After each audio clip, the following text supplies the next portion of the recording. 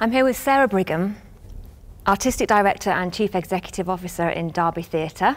Welcome, Sarah. Thank you for having us in this fantastic space. No problem. I'd like to start a little bit by talking about you. I'm always interested in people's journey, J-word, and how they came to be doing what they're doing. So I wonder, what was your first experience of theatre? My first experience of theatre, well, I'm born and bred in Hull, but my first experience of theatre actually was I was very young and my dad took me to the opera and I was only about 7 or 8. And it was the most boring thing I'd ever experienced in my life. But I was kind of taken by the grandeur of it and yeah, just the kind of the buzz of the auditorium and the buzz of the crowd, really. And then at school, I had a drama teacher who was really inspirational, and I then joined Hull Truck Youth Theatre and had a fantastic youth theatre director, Damien Cruden, who's now artistic director at York Theatre Royal, and that really sent me on my journey to get involved in theatre, really. So what made you think that it could be a career? Was it those people who were influential? I think it was a mixture of things. I think there was probably a little bit of the precocious child that just liked people looking at me because I was a performer originally. But I think I loved the sense of community. I think I met people who thought like I do and talked like I do and had a passion for stuff.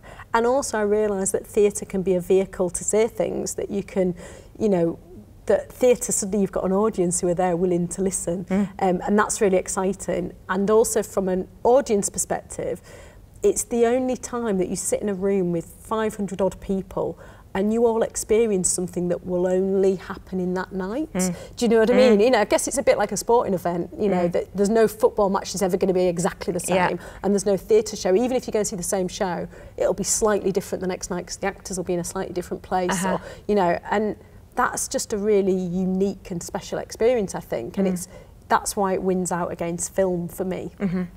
And you started training as an actor? Yes, so I went to Bretton Hall, so I didn't go that far from Hull initially. I only went an hour away to Wakefield, and I trained as an actor, and I worked as an actor for about 5 or 6 years, and I really enjoyed it, and I worked, which was great, but I remember really clearly when I decided not to become an actor, and that was basically, I was on tour, I was on a 6-month tour going across Europe, and it was a fantastic tour, saw some amazing cities. But I remember just waking up and going, you know, last week I was in Denmark, this week I'm in Berlin, but actually I'm doing the same thing again and again. And what really excites me about theatre is actually what happens in the rehearsal room. It's the bit when you don't know how you're going to make this show happen. You're not sure how we get that to stage, and we've got to figure it out, and the problem solving. And so that was the point when I went, I don't think I'm an actor, I think I might be a director. Right, so, and exploring those things together with your cast. Yeah, and the creatives, and I just love being in a room full of creative minds going, how are we going to make this happen? We don't have the answers yet. Whereas for me, once you get it to stage, then, you know, it's just a different animal. Then you've done it, you've found the answers, and then it's about repeating and polishing and making sure it's perfect for the audience every night. Whereas I'm much I'm more of a starter than a completer finisher. Right. So you like the problem-solving side of things. So you've been in this role since 2012. Yeah. So what were some of the challenges then that you faced coming into your role here? So Derby was in a really interesting place when I first took over the theatre. It had a really illustrious, fantastic past as a playhouse. It had been had West End transfer and all those things, and then it had a couple of years that had been a bit fallow. It had gone into administration, then it had opened again, then it had closed, then it had opened again. So it was in a really interesting place. It didn't at that point have, its funding had been taken away.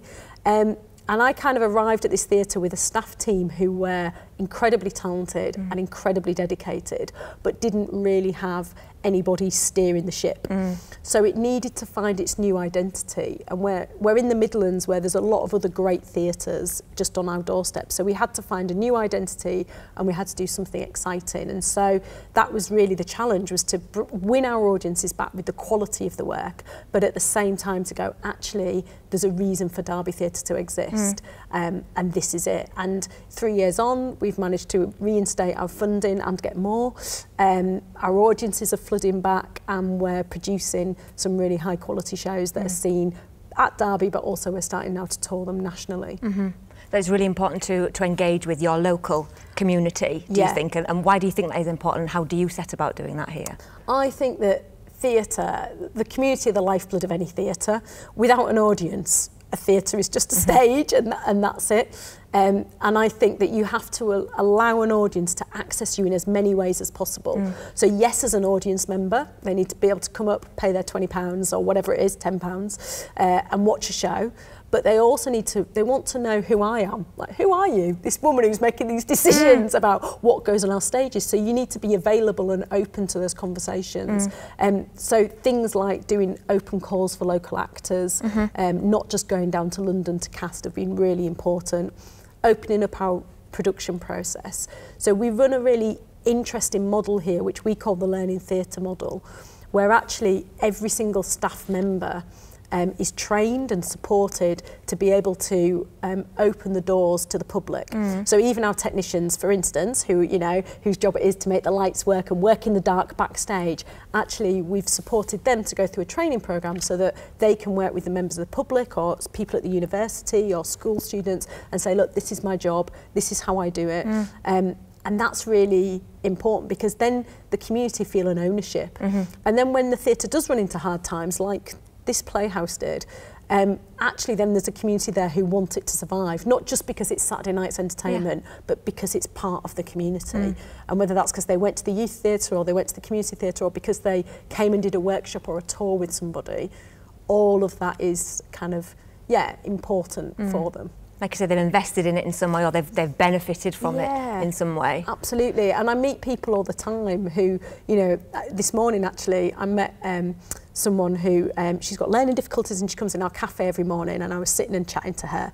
And she comes in the cafe every day because she knows our cafe staff are really friendly, and she nurses one coffee for kind of three hours, and she, she feels part of it. But actually she was saying, oh, I came to see Brastoff, which was our last big show, and I loved it, and when are you putting it on again? And, so actually but I don't think she's a normal theatre goer, but actually because she's come to the cafe, the staff have been really friendly. She's met me, I've chatted to her. She's then made the leap to come and see a show, and she's had a really great life-changing experience. So hopefully she'll come back again, and this theatre means something to her. It's a home for her. And I'm just thinking about benefits. I was going to ask you, what do you think are the benefits of theatre? And that's quite a good example of somebody getting something from that experience. Absolutely. I mean, I think that, so when I went to the youth theatre in Hull, I kind of knew by then I wanted to work in theatre, but I'm still in touch with some of the people I went to youth theatre with, and they work in all kinds of industries. Some, work in factories and shops, and some work some are solicitors and all that, but all of them kind of accredit the youth theatre with giving them skills, whether that's communication skills or what is theatre about? It's about putting yourself in someone else's shoes and imagining what their day might be like. That's essentially all a play is. It's going, let's look at the world from a different point of view. So that's a really important life skill, really. And I think, just thinking about benefits of theatre and thinking about young people, maybe that it is something that can really develop their confidence and their self-esteem and any number of skills that, yes, they might use in a theatrical environment, they might use in lots of different ways. I just wonder, do you find there are particular challenges with engaging young people now?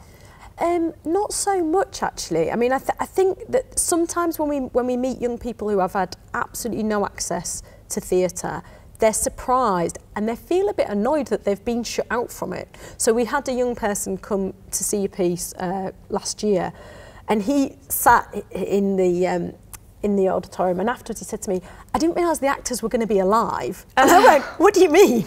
What do you mean by that? And he went, well, I thought I was coming to see a film. And I was like, no, this is theatre. And it's like, yeah, but I thought theatre was a film. And we kind of had this conversation, and he went, but this is brilliant. Like, this is brilliant. And I think he was a bit annoyed that nobody had told him about it earlier. He was kind of like, well, I know I can go to the View Cinema or wherever and see whatever I see, but I didn't know that this was so enjoyable and accessible And going back to that thing I was saying at the beginning, kind of sitting and being electrified in a room full of 500 people who are all seeing the same thing as you, and laughing together, and you know, and gasping together, and realising that, oh, that's a bit like me, or that's completely outside of my experience.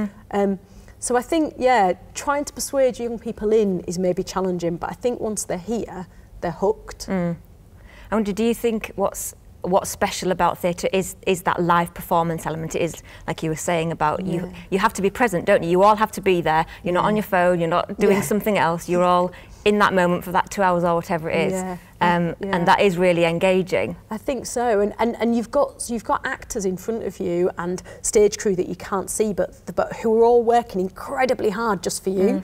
You know, sets are flying in and out, lights are going on, sounds coming in, and they're doing that in that moment for your entertainment.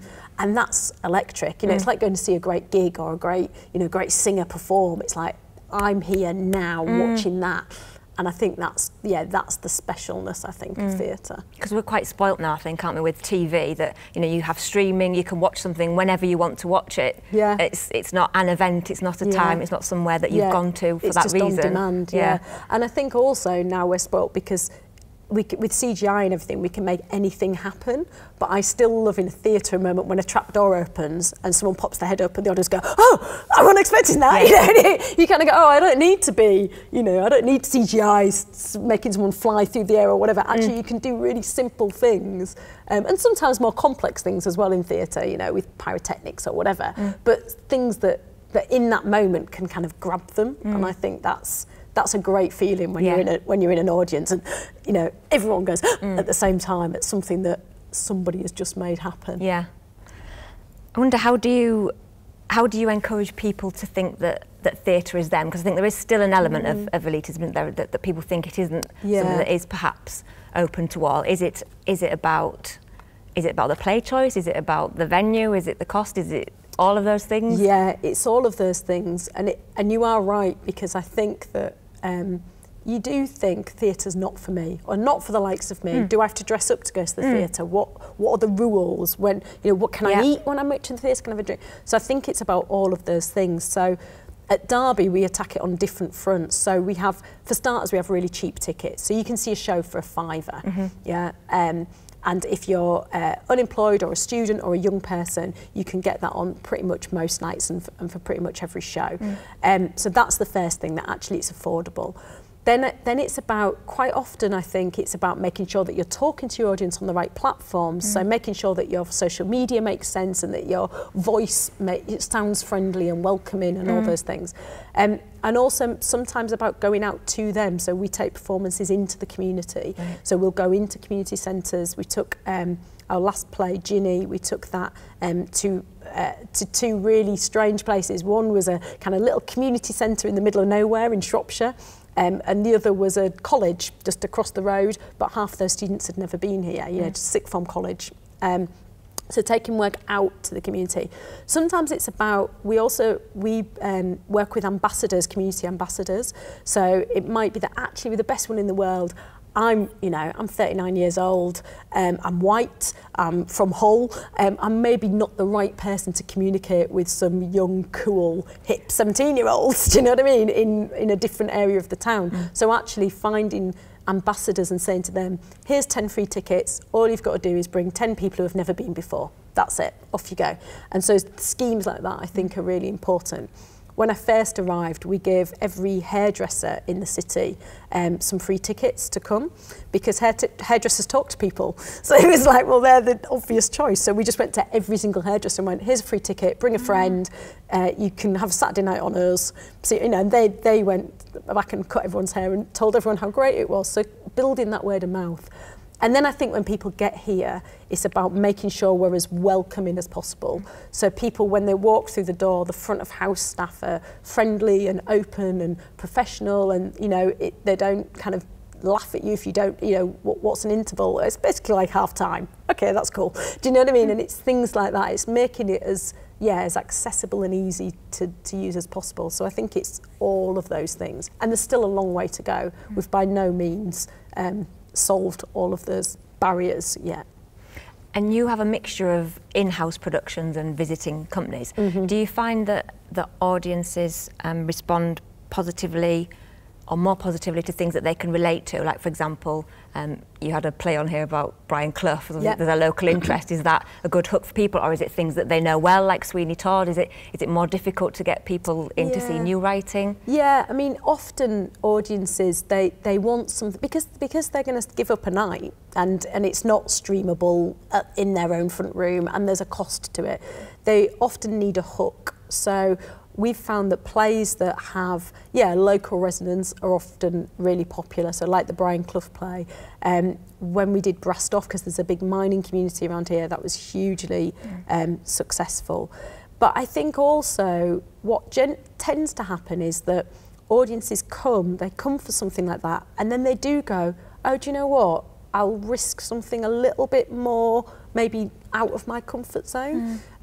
So it's about taking the audience member on a journey. And for some audience members, actually, they just want to come to stuff that they've seen before. So last week we had the West End touring production of The Mousetrap. And I spoke to one woman and she's seen it 4 times. And I was like, surely you know who's done it now.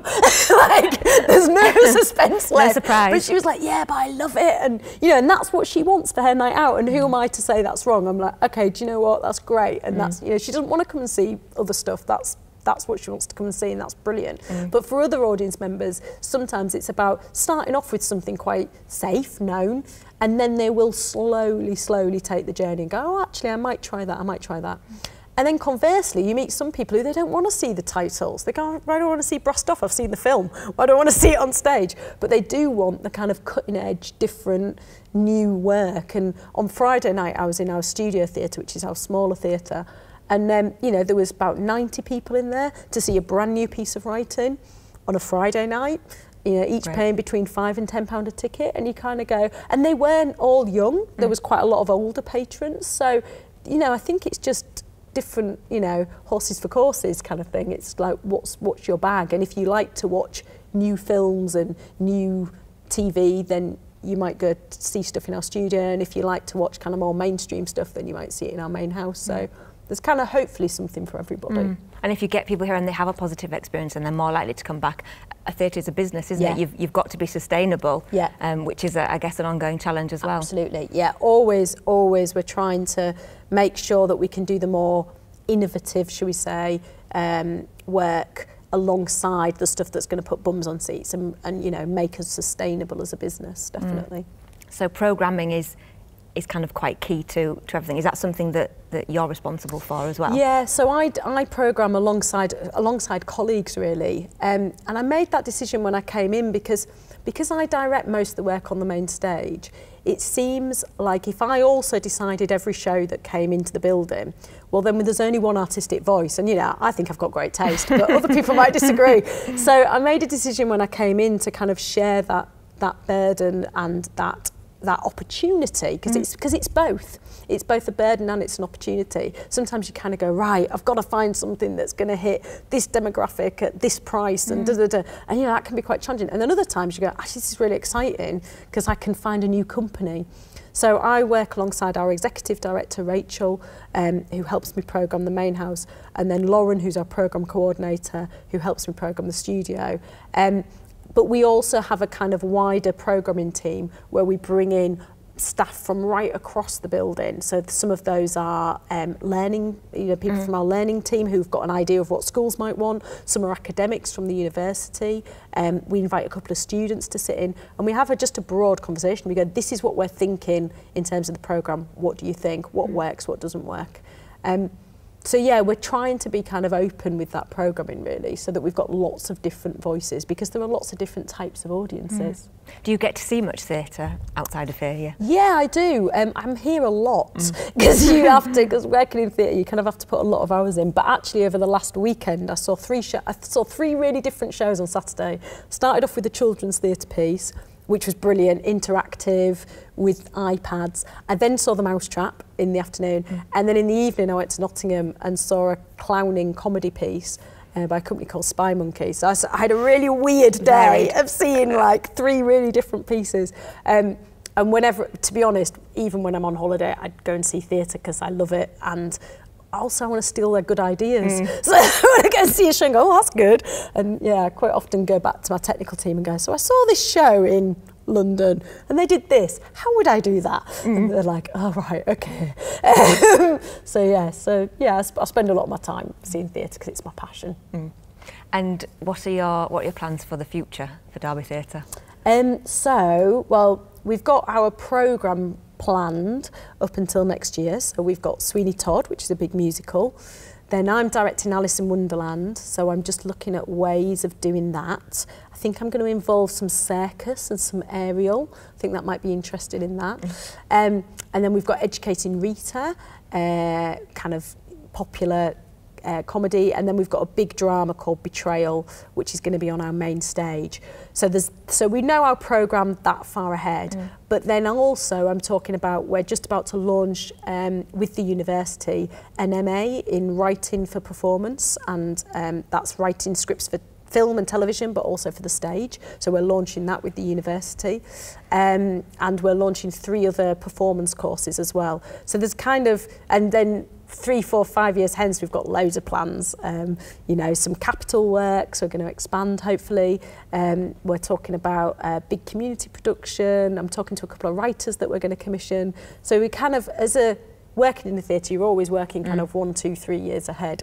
And what about for you personally? Are there things that you still have got on your list of things you want to achieve? Yeah, there's I mean, as an artist, there's plays I'm desperate to direct, and it's just about finding the right time to do it. Because I think also when you run a regional theatre, so there's a playwright called David Gregg who I adore, and I think his work's fantastic, and there's 2 or 3 of his plays that I really want to make, but actually I don't think they're quite right for our audiences at the moment, so I'm going to have to sit back on that. There's a big Shakespeare that I want to do, probably in the not so distant future.